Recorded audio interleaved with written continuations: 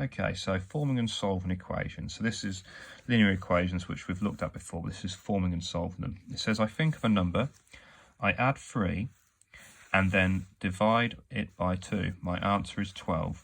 Form an equation and solve it to find my number. So I think of a number. If we look at that bit first, I don't know what the number is, so we'll call it n. It says I add 3, so we can put plus 3. And then divide it by 2. So that means all of this is divided by 2. And it says my answer is 12. So that's forming an equation. Now we need to solve it. So to get rid of that 2, we times both sides by 2. So we've got n plus 3 equals 24. Take away 3, so n is 21. So we've formed it and then we solved it to find the number. Now if we think about our number, if our number is 21 and we add 3, we get 24. If we divide that by 2, we get 12. This next one, it says I think of a number, so we'll call that n.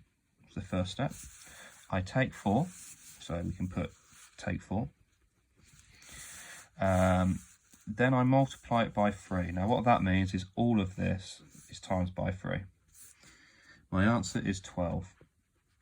Form an equation, well I've done that, and solve it. So if we expand the bracket first, we've got 3n minus 12 is equal to 12. Just did 3 times n and then 3 times minus 4. If we add 12 to both sides, I've got 3n is equal to 24. Divide it by 3, so n is equal to 8. Ben is X years old. Now this has got lots of people's names in this. So let's break down the question. It says Ben is X years old. So down here, I'm just going to put Ben is X. It then says Barry is 2 years older than Ben. So Barry is the same age as Ben, but he's 2 years older. So I put Barry is X, add 2.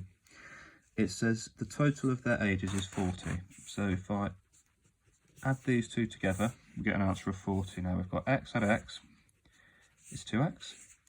Add 2 equals 40. So if we take 2 from both sides, we've got 2x is equal to 38. Divide it by 2, so x is equal to 19. So that tells us that Ben is going to be 19 and Barry is 2 years older, which is 21, and we can check that both of them add to 40.